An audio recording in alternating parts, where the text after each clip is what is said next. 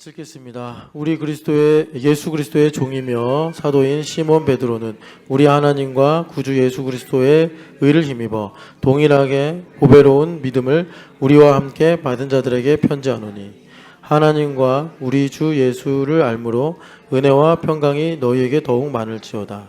그의 신기한 능력으로 생명과 경건에 속한 모든 것을 너희에게 주셨으니 이는 자기의 영광과 덕으로서 우리를 부르신 이를 알므로 말미암음이라.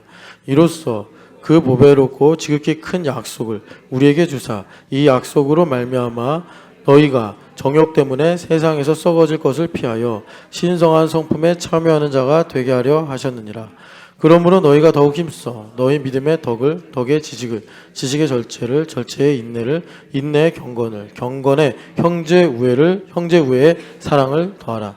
이런 것이 너희에게 있어 흡족한즉 너희로 우리 주 예수 그리스도를 알기에 게으르지 않고 열매 없는 자가 되지 않게 하려니와, 이런 것이 없는 자는 맹인이라 멀리 보지 못하고 그의 옛죄가 깨끗하게 된 것을 잊었느니라. 그러므로 형제들아 더욱 힘써 너희 부르심과 택하심을 굳게 하라. 너희가 이것을 행한즉 언제든지 실족하지 아니하리라. 이같이 하면 우리 주 구주 예수 그리스도의 영원한 나라에 들어감을 넉넉히 너희에게 주시리라. 아멘. 당신의 옛죄가 깨끗해진 것을 잊어버리지 마십시오. 축복합시다. 아멘. 자, 우리가 1부 때 하나님 중심에 대해 들었는데, 하나님 중심을 말한 것은 그러니까 영안이 닫혀서 하나님 하시는 일을 못 보기 때문에 하나님께서 하시는 일을 봐야지 우리가 레마로 사는 삶을 살 수 있습니다. 레마로 사는 삶을 말하기 위해서 하나님 중심을 말한 거예요. 안 그러면은 레마로 못 삽니다. 레마로 사는 게 뭐냐면, 레마로 사는 게 뭐냐면 이겁니다, 여러분. 예를 들면 여기 책 추천에 고난이란 책을 지금 몇 주째 소개하고 있잖아요. 좋은 책이다. 그러면 그냥 사게 되는 겁니다. 사고 싶다 이런 마음이 드는 겁니다. 레마로 사는 인생은 사고 싶다 이런 마음이 드는 거예요. 사기 싫다 이러면 이게 이제 하나님 중심이 안 된 거예요. 산 다음에 읽는 건 또 다른 문제입니다. 제가 지난주에 이거 뭐 소개해봐야 뭐해, 하나도 안 읽잖아요, 막 그렇게 했잖아요. 근데 하나님께서 너 왜 낙심하냐 했는지 몇 분을 제가 이렇게 오며 가며 만나다가 제가 물어보지도 않았는데 자기들이 이 얘기를 하는 거예요. 목사님 이 책을 사서 읽는데 너무 감사해요. 그리고 너무 시의적절하다는 거예요, 자기한테. 이게 레마로 사는 인생입니다. 더 나아가서 어떤 분은 이분이 쓴 책을 또 찾아본 거예요, 좋으니까. 그래서 그 책도 사서 읽고 있다는 거예요. 그래서 제가 참 하나님은 엘리야한테 야 너밖에 없는 게 아니야, 바알에게 무릎 꿇지 않은 7,000명 남겨놨어 하신 것처럼 하나님은 신실하게 일하시는구나. 그래서 레마로 산다는 거는 아까 1부 때 이제 마침 박인미 자매가 오랜만에 찬송 인도를 했기 때문에 제가 인미 자매를 그냥 예를 든 거예요. 인미 자매가 찬송 인도를 해요. 우리 좀 있으면 3부 때 전일준 전일준 집사님이 이제 찬송 인도를 할 건데, 전일준 집사님이 찬송 인도를 할 건데, 여러분 찬송 인도를 하면은 은혜를 많이 받습니다. 그런데 그렇게 되면 하나님께서 신실하셔서 믿음에서 믿음에 이르게 하시려고 어떤 일을 하시냐면, 일준아 너 정말 전심으로 찬양한 거냐? 이렇게 이제 물으신단 말이에요. 그 물음이 뭐냐면, 외양간에 송아지 없어도 찬양하냐? 그러니까 박인미 집사님이 나는 주님을 찬양하리라를 선곡했어요. 인미야 너 우리의 양떼가 없어도 찬양하냐? 그런데 그때 내가 이제 우리의 양떼가 없고 외양간에 송아지가 없어서 힘들어요.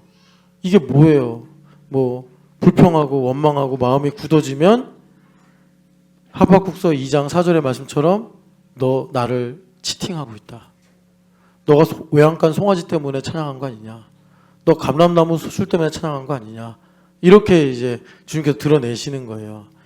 그런 상황에서 레마를 먹고 사는 사람은 오늘 읽은 본문에 옛제가 깨끗해진 것을 기억하고 더 주님을 가까이 하는 기회를 얻는 반면에 레마로 먹고 살지 않는 사람은, 레마로 사는 사람이 아닌 사람은, 그 레마로 살지 않는 사람은 자기의 옛제가 깨끗해진 걸 잊어버리고 그 드러난 일로 인해서 수치를 느끼고 좌절하는 겁니다. 여러분, 이게 교회 생활의 생리예요. 교회 생활은 예수님의 살과 피를 먹고 사는 거예요. 예수님의 살과 피를 먹고 사는 게 뭐냐면 예수님께서 나중에 정리해 주시기를 레마로 사는 거야, 이렇게 말씀했어요. 레마가 영이요 생명이야, 이렇게 말씀하셨단 말이에요. 그러니까 레마로 산 사람은 폴트립의 고난, 사고 싶다. 제목이 고난이니까 잘 안 팔렸나 봐요. 이 책이 지금 거의 뭐 서점에는 없고 온라인으로만 좀 남아있는 것 같아요. 근데 사고 싶다 이러는 거예요. 우리 아이들이 레마로 사니까 주말 캠프에서 3시에 일어나자, 다 3시에 일어나서 새벽 3시에 등산을 하는 거예요. 그런 게 레마로 사는 거예요. 자, 등산하고 책 사고 다 소용없어요. 이런 거 안 해도 돼, 그죠? 중요한 건 뭐냐면 우리가 영으로 거듭받는 거잖아요. 거듭나서 구원받는 거잖아요. 그러니까 아까 전처럼 박윤미 집사님이 앞에서 찬양을 했어요. 그럼 하나님은 정말 신실하시다니까요. 그래서 믿음에서 믿음에 이르게 하신다고. 자, 믿음으로 찬양 인도했어요. 일춘 집사님이 주님밖에 없습니다라는 곡을 선곡해서 찬양을 했어요. 그러면 주님은 반드시 신실하셔서 일준아, 그게 없는데도 나를 찬양할 수 있냐? 일준아, 그게 네 뜻대로 안 되는데도 너 나를 나에게 감사할 수 있냐? 주님께서 그렇게 우리에게 신실하게 일을 하신단 말이에요.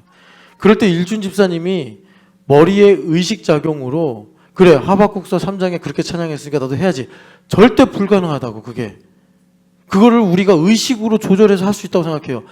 옛죄가 깨끗해졌다고 했지. 그래, 그러면 내가 지금 마음에 느껴지는 죄의식과 죄책감, 수치와 두려움, 이거를 내가 그럼 선택하지 말고 내가 긍정적인 생각, 하나님께서 주신 소망, 확신과 담대함을 선택해야지. 의식으로 백날 해도 안 돼요, 여러분.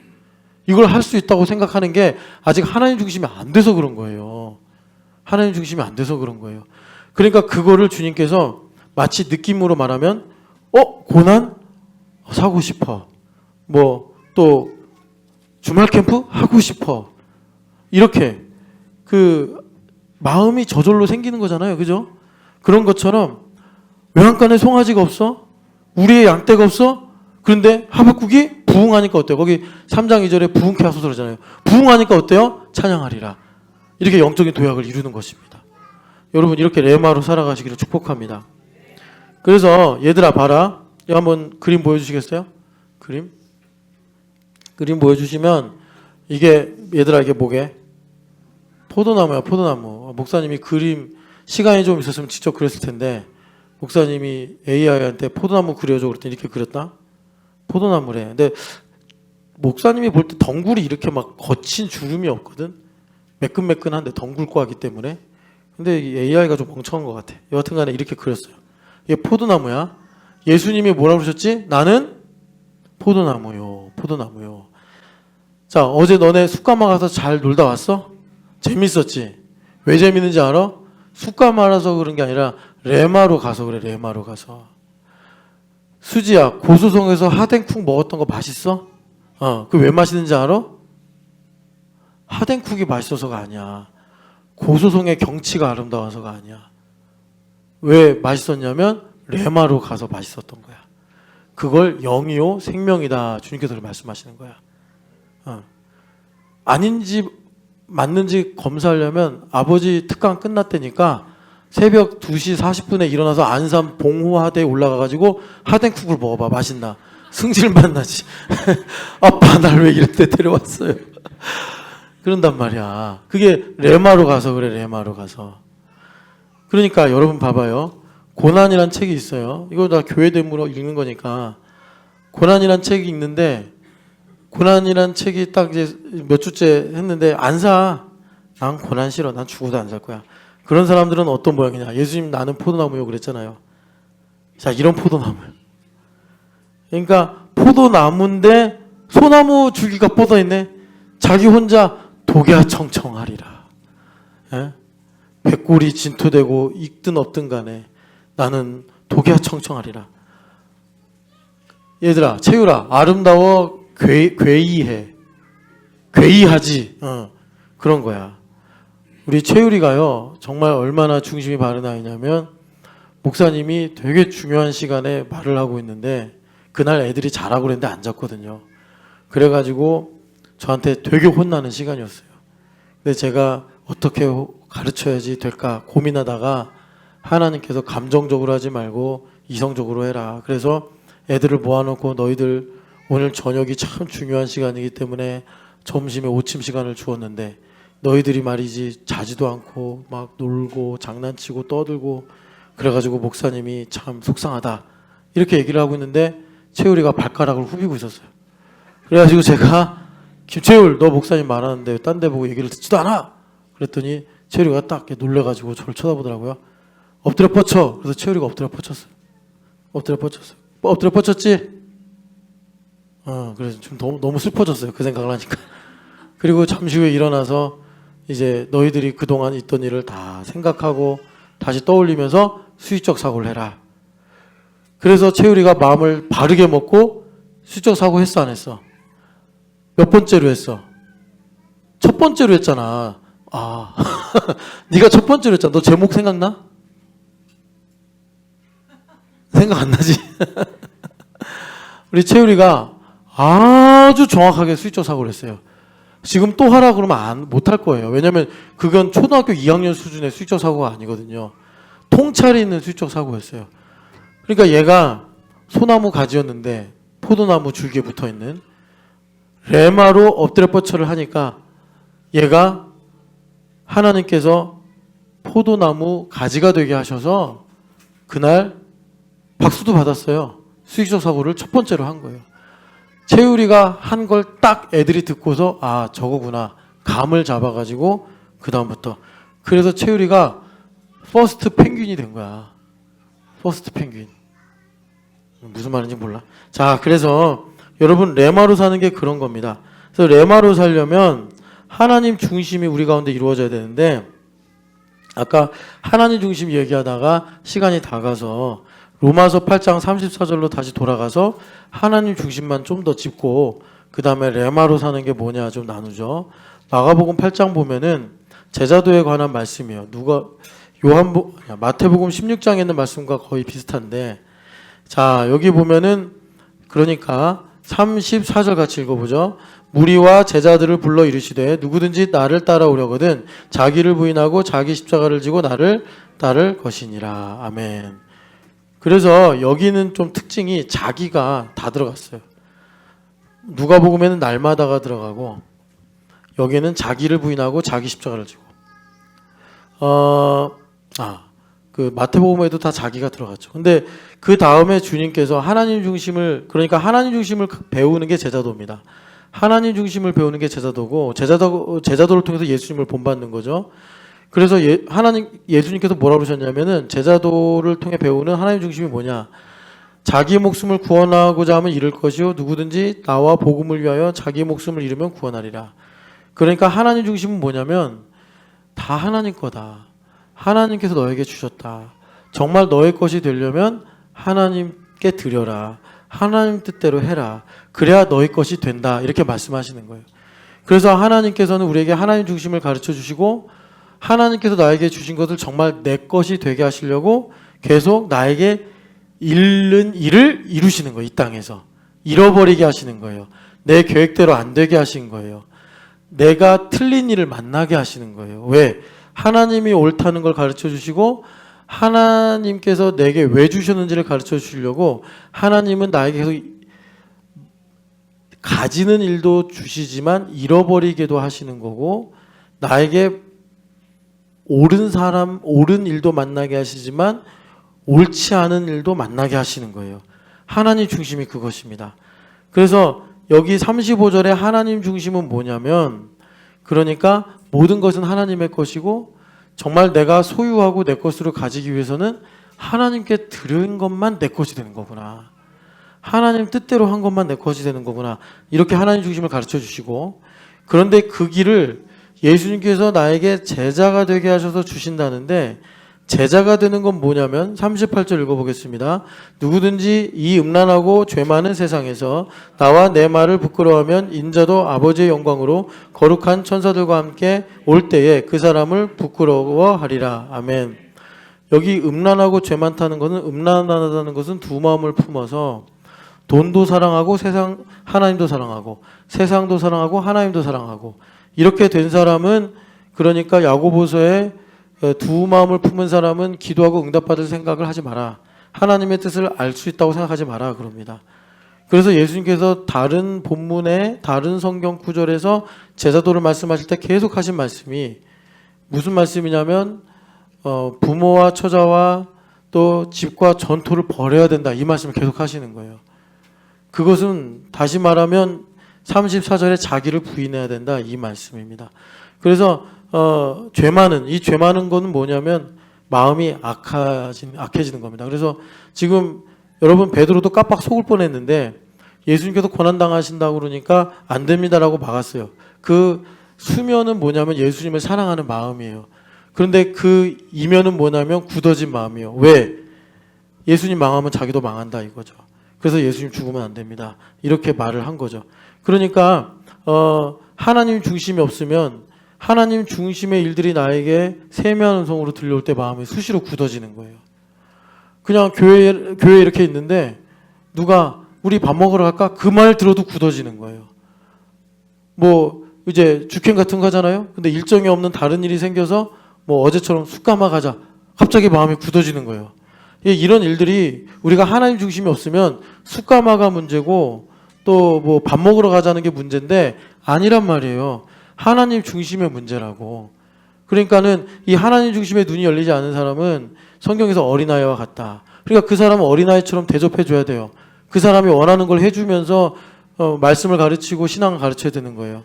그런데 이제 신령한 사람, 장성한 사람, 단단한 것을 먹어서 소화시킬 수 있는 믿음의 사람에게는 그가 원하지 않는 일과 그가 틀렸다고 생각하는 것까지도 주님께서 가르치시고 보여주시면서 하나님의 뜻이 무엇인지를 깨닫게 하신다, 이 말입니다. 그래서 여기서 주님께서 하나님 중심이 되는 사실 근본적인 그 핵심이 뭐냐면 소속의 문제라는 거예요. 그러니까 소속이 분명하면 힘들고 어려운 일이 와요. 그걸 명예롭게 여깁니다. 제가 엄씨 가문의 명예를 내가 귀중하게 생각하면 엄씨 가문을 위해서 고통받는 것을 명예롭게 여깁니다. 우리나라가 한번 망했었잖아요. 주권을 잃어버렸을 때 이 조국을 위해서 고난을 받는 것을 명예롭게 여기는 사람은 주권이 없어졌어도 소속이 대한민국이고 조선이었던 거예요. 그런데 소속이 없는 사람, 뭐 우리로 말하면 세상을 사랑하는 사람은 내가 대한민국을 위해 고난을 당하고 내가 조선을 위해 고난당하는 게 수치스럽고 내가 부끄럽게 여겨져서 이제 뭐 역사적으로 말하면 친일을 하고 이렇게 되는 거죠. 친일을 하고.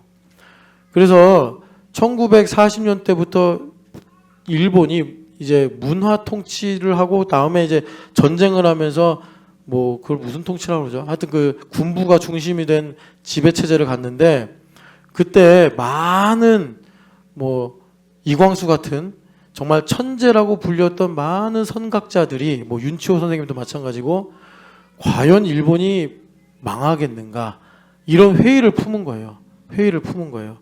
그러니까 우리가 거듭나서 하나님 중심이 되고 하나님 나라가 무엇인지를 알게 되면 나의 인생에 오는 고난의 문제에 대해서 수치가 아니라 명예로 반응하게 되더라. 그러니까 지금 베드로는 왜 이런 말을 한 거죠? 하나님을 믿고 제자가 돼서 어떻게 하면 내가 원하는 것을 이룰까? 내가 좋아하는 것을 지킬 수 있을까? 이것을 원했던 거죠. 그런데 베드로가 정말 하나님 중심이 되어서 그리스도의 고난이 무엇인지를 알았다면 주님께서 고난당하는 것을 명예롭게 여겼을 것이다. 그래서 하나님 중심이 뭐냐? 하나님 것.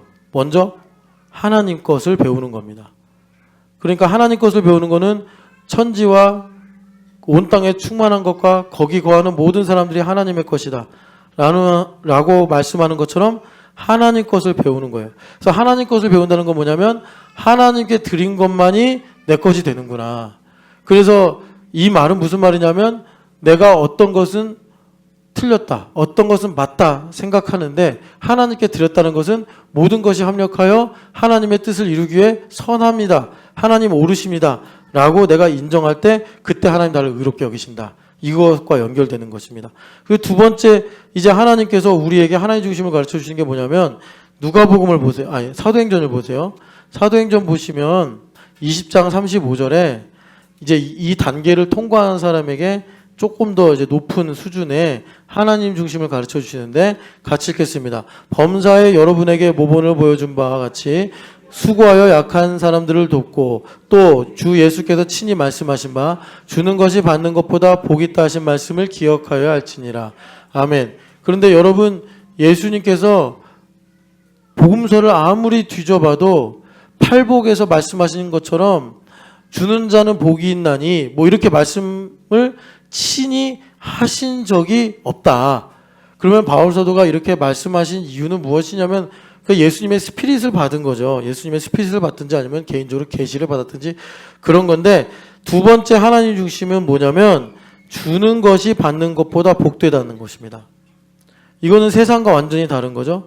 주는 것이 받는 것보다 복되다. 복되다. 그래서 이제 가장 기본적으로는 내가 선물을 받는 것보다 선물을 주는 건, 내가 누구에게 호의를 받는 것보다 내가 호의를 베푸는 것이 복되구나.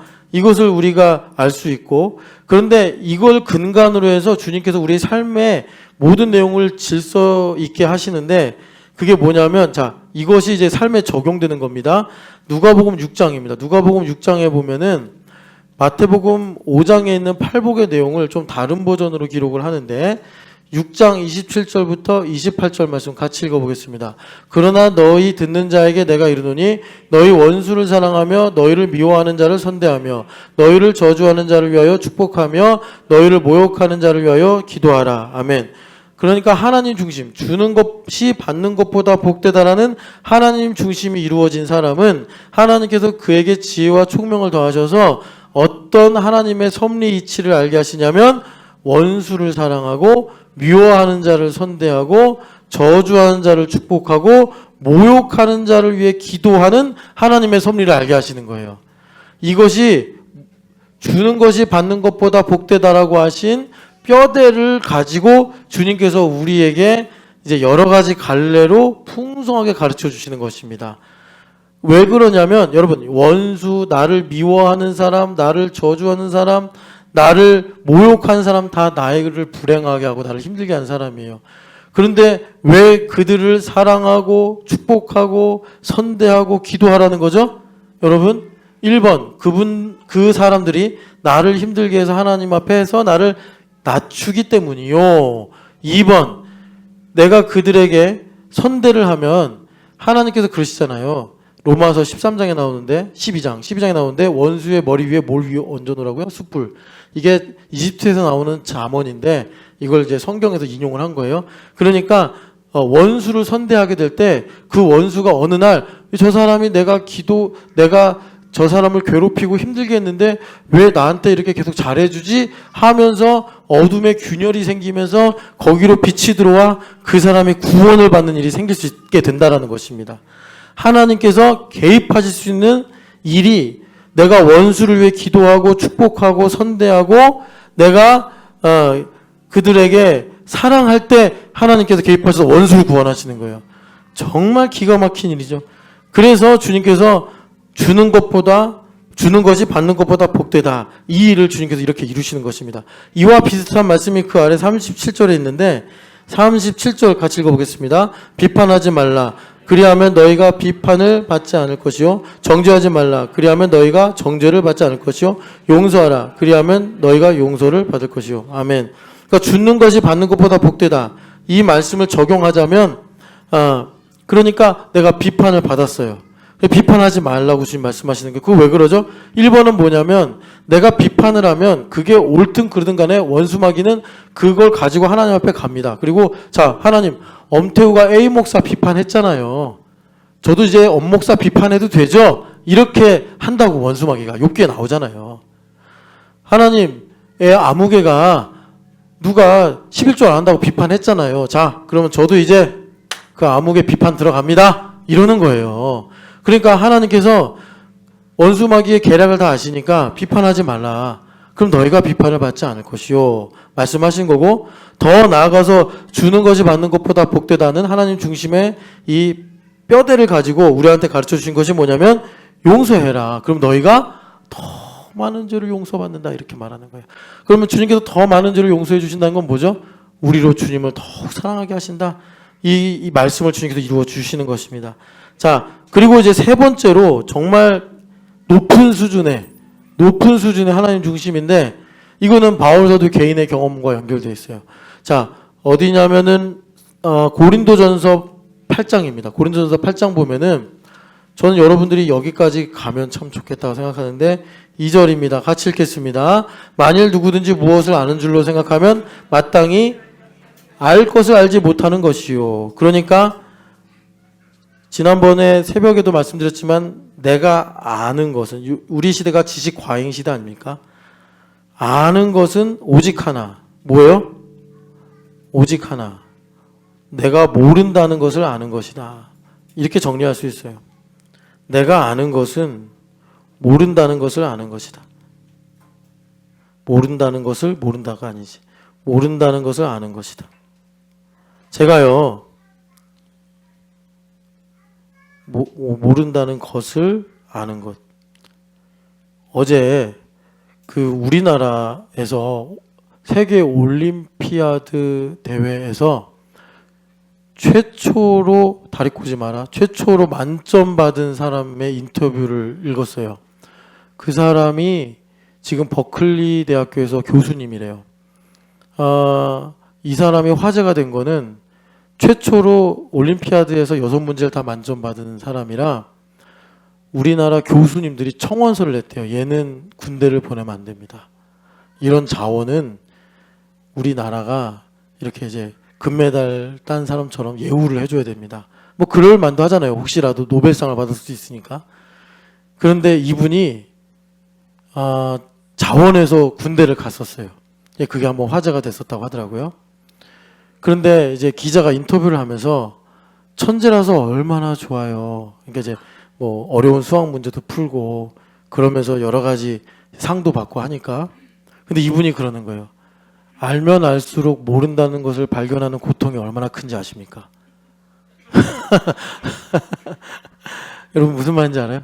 그러니까 성경이 정말 진리예요. 우리가 아는 것은 딱 하나예요.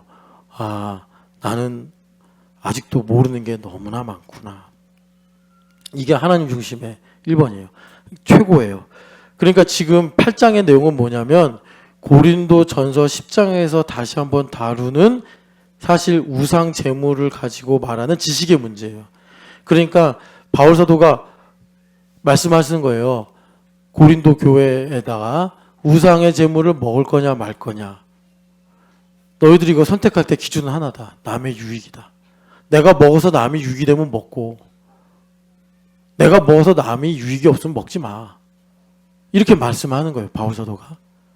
그러니까 이런 우리의 선택에 있어서 기준이 되는 게 뭐냐면, 여러분들에게 이해가 될지 모르겠는데, 나는 내가 아는 것은 오직 하나. 내가 모르는 것이 한참 많다는 거구나. 이거예요. 이것과 같은 레벨인데 조금 다른 표현의 하나님 중심이 뭐냐면, 내가 약한 것이 강함이니라.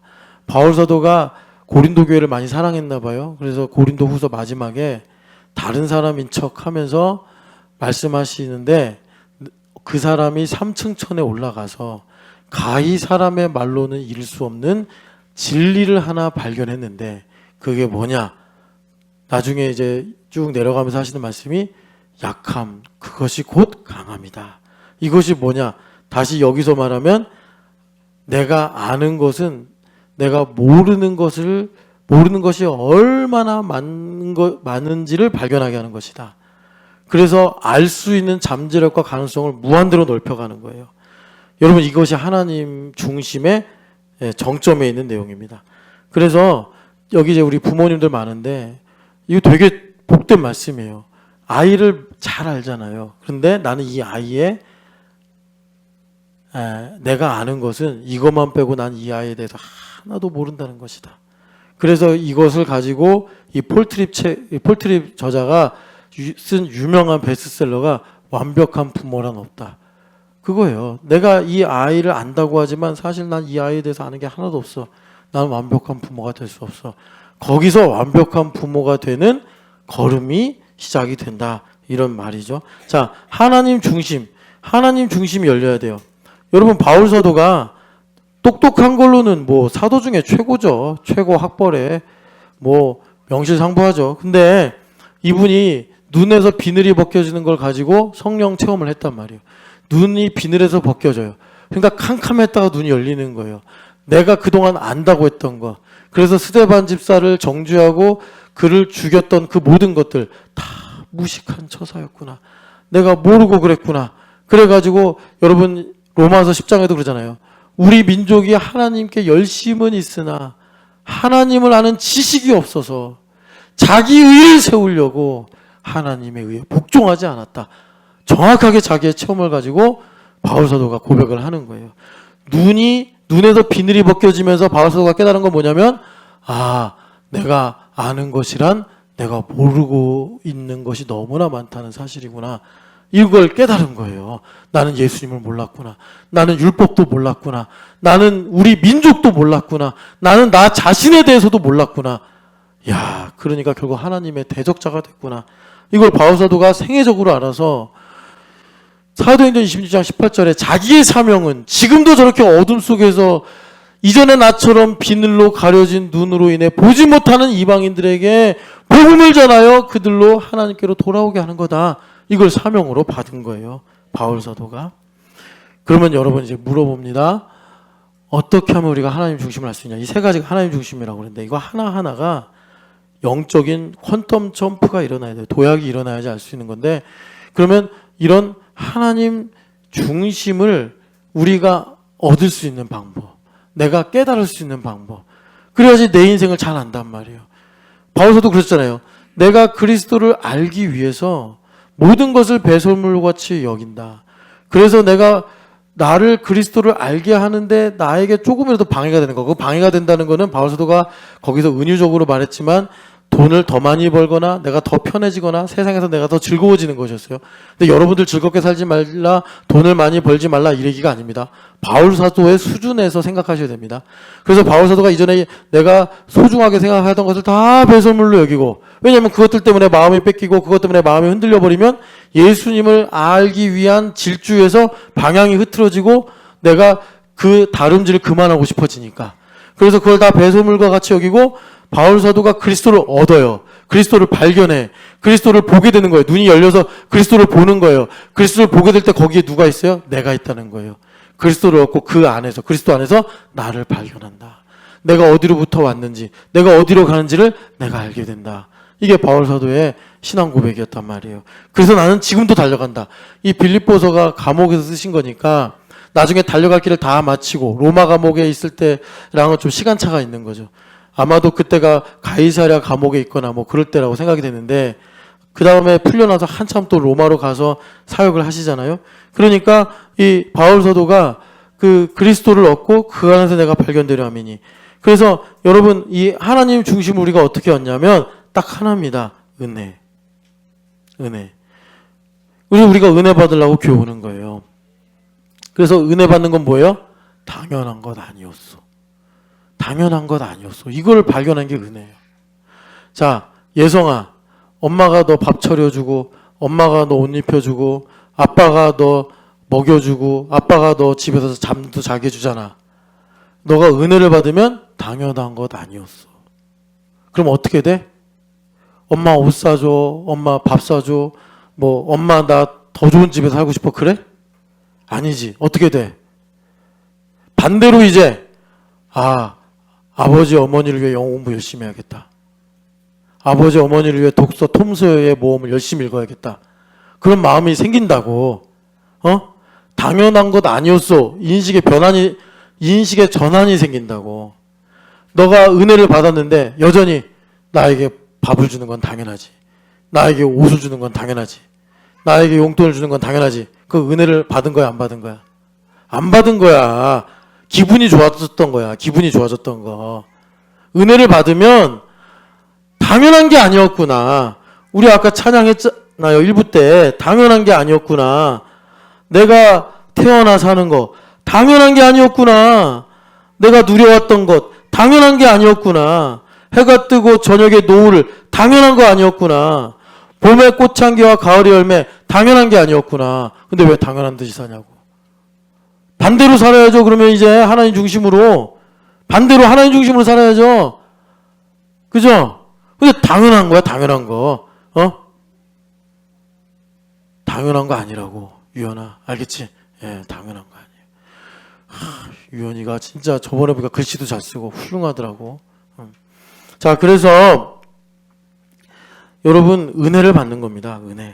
은혜를 받는 거. 은혜를 받으면 우리 마음에 당연한 것이 아니었구나. 이 뒤집어지는 일이 생기면서 하나님 중심을 우리가 보게 됩니다. 고린도전서 2장을 한번 봅시다. 당연한 거 아니에요. 부모님도 내 형제들도 당연한 게 아니에요.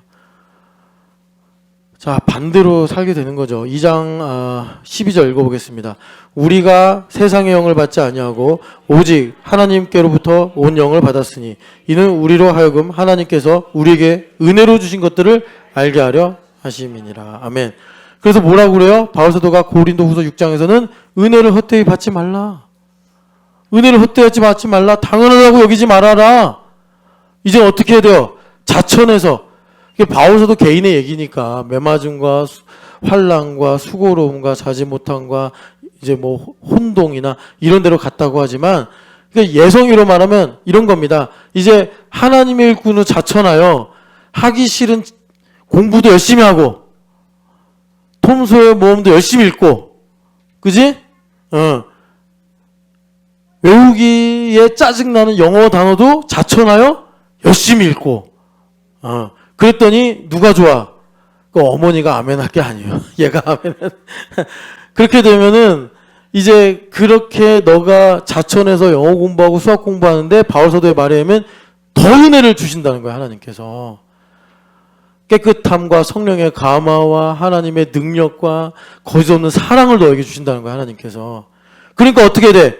의의 무기를 좌우해 가지고 이제 인생을 통달하는 일이 생긴다는 거예요. 알겠어요? 예. 그래서 주님께서 우리에게 은혜로 하나님 중심을 알게 하신다. 이것입니다. 자, 그러면 이제 하나님 아는 지식을 우리가 더 자세히 봐야 되는데, 하나님 아는 지식의 첫 단추가 신명기 8장입니다. 그러니까 교회됨의 첫 단추라고 보시면 됩니다.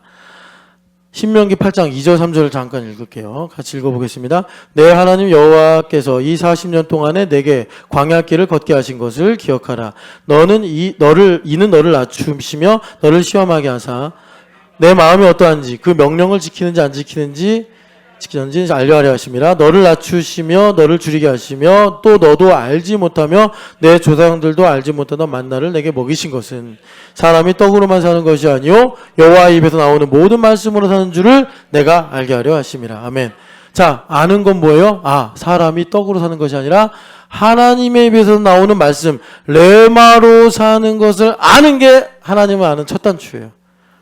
이거 모르고 딴 것 백날 알아봐야 다 배설물과 같은 걸 알고 사는 거예요. 여러분, 우리 인생에 반드시 알아야 될 건 뭐냐? 하나님의 입에서 나오는 레마로 내가 사는 것을 아는 거예요. 그러니까 여러분, 레마로 살게 되면 어떻게 된다고요? 자, 가나안 땅 가자! 그러니까 가야겠네 이제 하고 가는 거예요. 그 전에 어땠어요? 가나안 땅 들어갑시다 했더니 어땠어요? 저기에 성벽이 저렇게 높은데 어떻게 갑니까?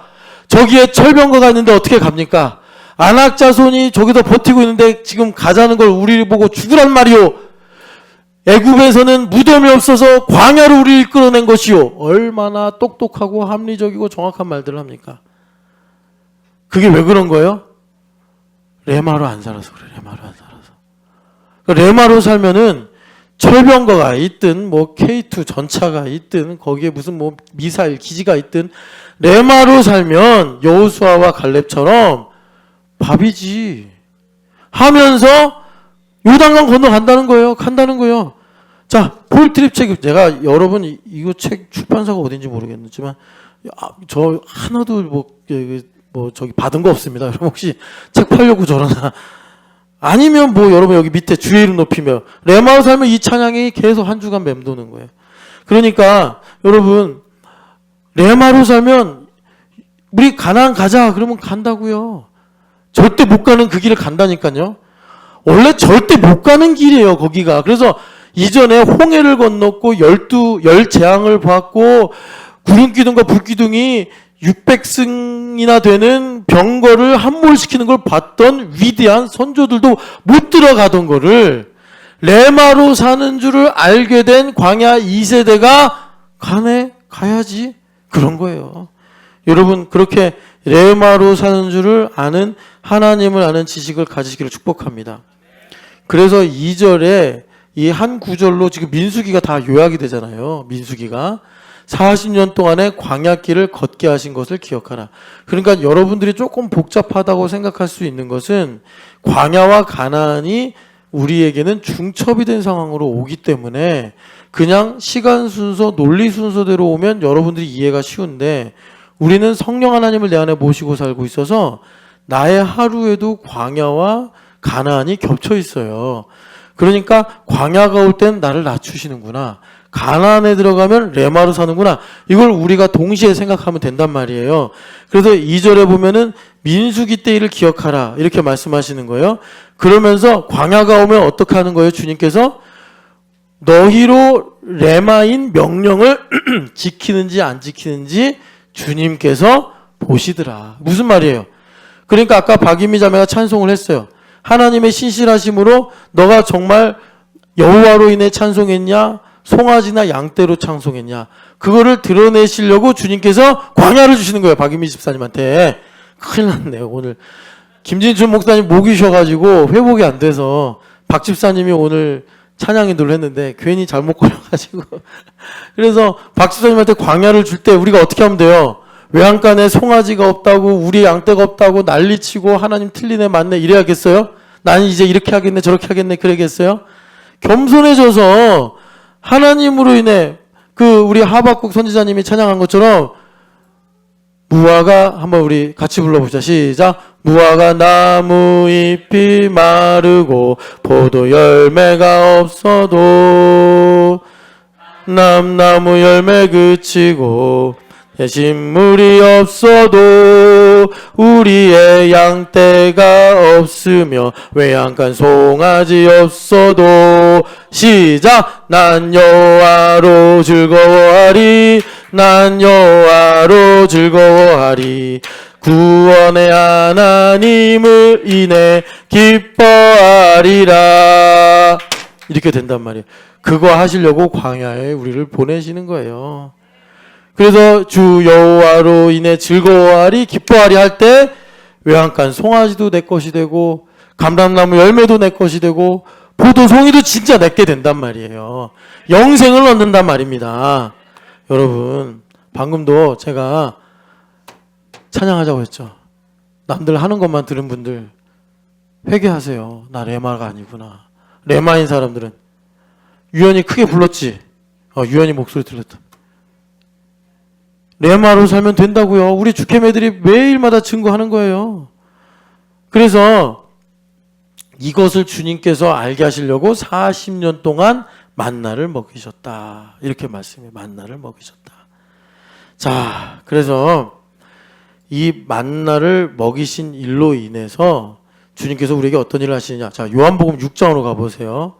예수님께서 살과 피를 먹고 마셔라 하실 때 만나 이야기를 꺼내시잖아요.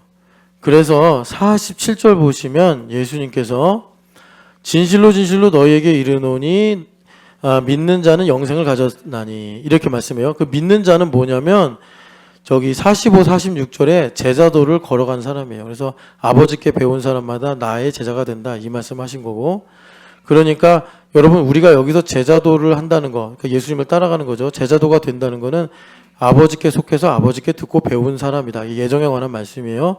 그래서 그런 사람은 영생을 가졌나니 그러면서 예수님께서 갑자기 이제 주제를 다시 돌리시면서 내가 곧 생명의 떡이라. 예수님이 이제 자기가 왜 생명의 떡인지를 말씀하시는데 49절 읽어보겠습니다. 너희 조상들은 광야에서 만나를 먹었어도 죽었거니와. 자, 만나 이야기 나옵니다.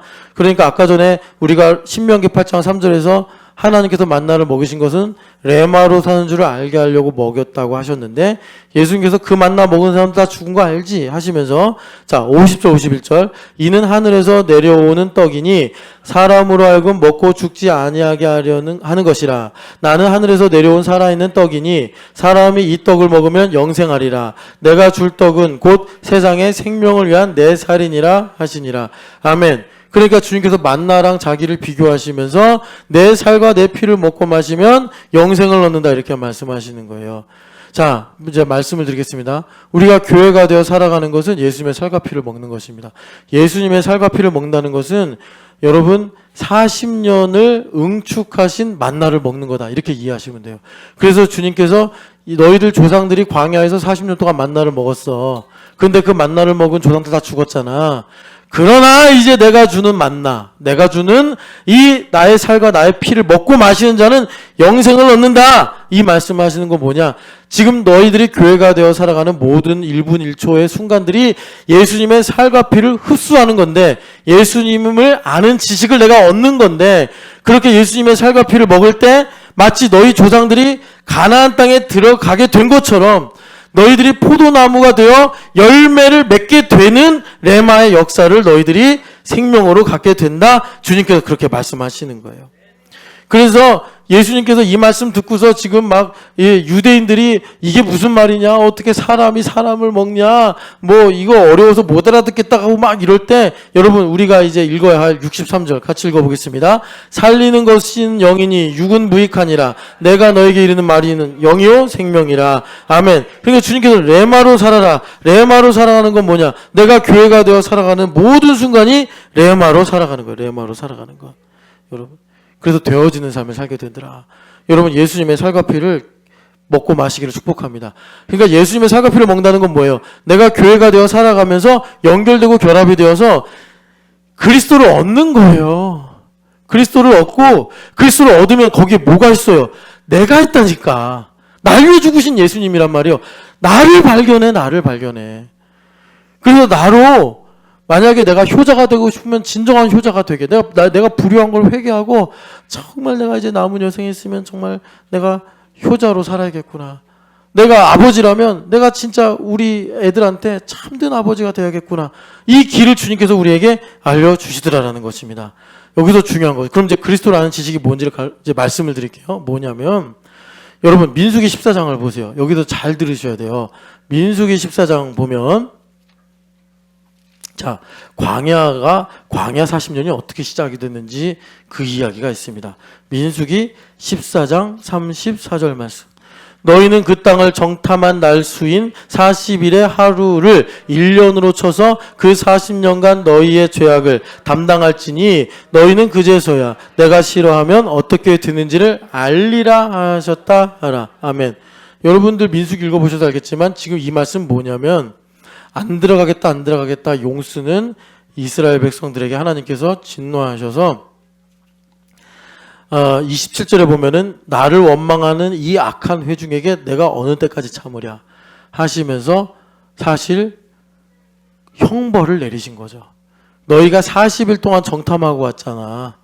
40일 동안 정탐하고 왔으니 하루를 1년으로 쳐서 40년 동안 광야에서 너희들이 방황할 것이다. 그러면서 너희들 광야 1세대는 다 광야에서 죽게 되고, 너희들이 이렇게 하나님께 원망했어요. 막 자기들이 막 이렇게 가나안 땅 들어가라고 그럴 때 우리는 그렇다 치고, 지금 이 앞뒤 모르는 어린애들은 가나안 민족과 싸우다가 죽으면 어떡합니까? 이 애들을 봐서도 우리는 못 들어갑니다. 막 그랬더니 하나님께서 니들이 못 들어가겠다는 그 애들은 들어간다. 이렇게 하나님께서 말씀하시면서 40년을 너희들이 광야에서 돌면서 죄악을 담당하게 된다. 이렇게 말씀하시는 거예요. 그러니까 형벌을 받은 것입니다. 하나님께 형벌을 받은 것인데, 여러분 이게 중요해요. 이 형벌을 이들이 믿음으로 받으니까 어떤 일이 되느냐? 아까 전에 예수님께서도 요한복음 6장에도 말씀하시고 또 구약성경에도 말씀하신 것대로 이들의 이 40년이 하나님의 구속 경륜을 우리에게 보여주는 말씀이 됐어요. 이 40년이 우리에게. 그래서 이런 거를 신학적으로 뭐라 그러냐면 대리적 고난이다 이렇게 불러요. 그러니까 그들이 당한 고난으로 인해서 형벌적 고난이었는데 그 형벌적 고난으로 인해서 우리는 하나님의 은혜를 받고 있는 거예요. 아, 40년 광야 동안 하나님께서 이렇게 일을 하셨구나. 이렇게 하나님 백성들을 치유하시는구나. 노예 근성을 이렇게 없애시는구나. 이렇게 영으로 사는 것이 무엇인지를 가르쳐 주시는구나. 마음의 할례를 받는 게 이런 거구나. 아, 만나를 먹이신 목적이 이것이었구나. 이거를 그들이 형벌을 당하는 걸 보면서 우리는 하나님의 말씀으로 듣고 은혜를 받는 거예요. 그래서 하나님께서 이스라엘 백성들의 불순종으로 인한 형벌적 고난을 뭐로 바꾸느냐? 대리적 고난으로 바꾸는 거예요. 자, 여기에 그리스도라는 지식이 있습니다. 우리가 예수님 안에 있으면 우리도 죄 짓잖아요. 우리도 일장일단 틀리고 잘못하고 넘어집니다. 그런데 그 고난을, 그래서 우리가 당하는 고난을 예수님께서 가져가셔서 이 고난이 대리적 고난이 되게 하신다고. 자, 대리적 고난이 된다는 게 뭐냐면 고린도후서 1장을 보세요. 고린도후서 1장. 고린도후서 1장을 보면은 4절부터 6절까지 같이 읽어보겠습니다. 우리의 모든 환난 중에서 우리를 위로하사 우리로 하여금 하나님께 받는 위로로서 모든 환난 중에 있는 자들을 등이 위로하게 하시는 이시로다. 그리스도의 고난이 우리에게 넘친 것 같이 우리가 받는 위로도 그리스도로 말미암아 넘치는도다. 우리가 환난 당하는 것도 너희가 위로와 구원을 받게 하려는 것이요 우리가 위로를 받는 것도 너희가 위로를 받게 하려는 것이니 이 위로가 너희 속에 역사하여 우리가 받는 것 같은 고난을 너희도 견디게 하느니라. 아멘. 우리가 형벌적으로 당한 고난, 뭐 선천적으로 내가 당한 고난도 있고 후천적으로 당한 고난도 있어요. 어쨌든 죄로 말미암은 형벌적 고난이에요. 그런데 그것이 그리스도 예수 안에 있으면 바울 사도가 지금 말씀하시는 것처럼 그것이 하나님의 위로가 넘치게 해서 나로 대리적 고난, 나중에 나와 같은 고난을 당하는 이들에게 하나님의 위로와 은혜와 소망을 전하게 하는 복음적 고난이 되게 하신다는 거예요.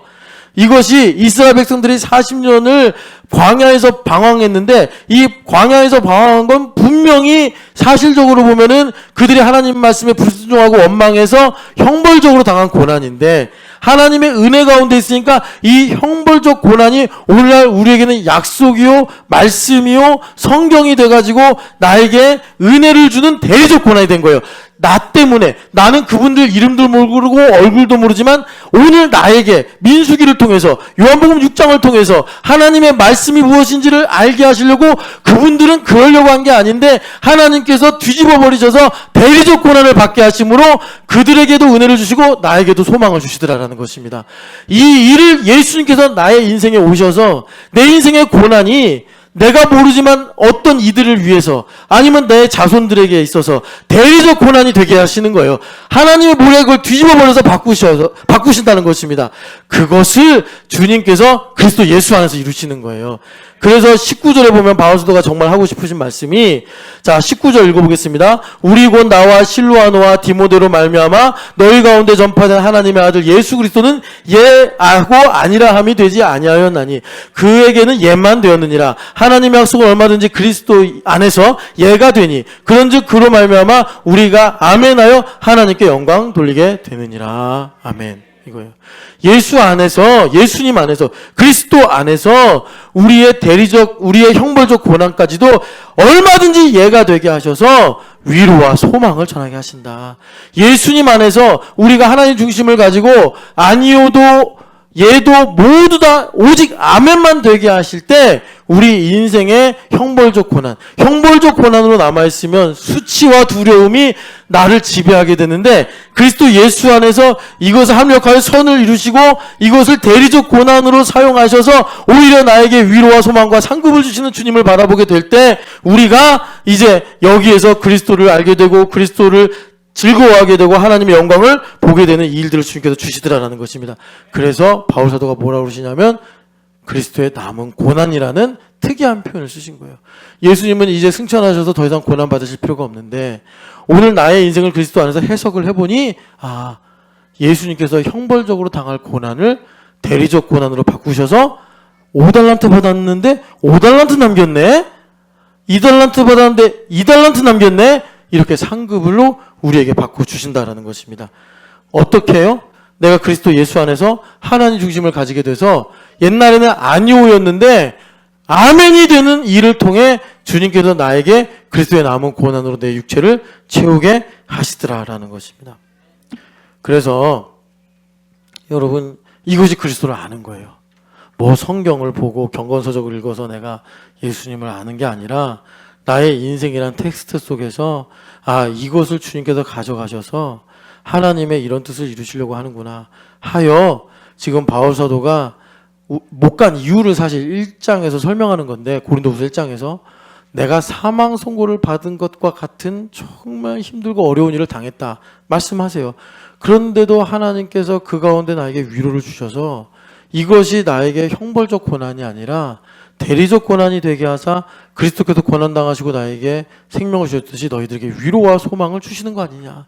내가 이렇게 믿음 가운데 서서 이런 말을 할 수 있는 것은 그리스도 예수 안에서는 아니오가 없다. 오직 예만 있기 때문에 예수님 봐라. 오직 예로만 사시지 않았냐.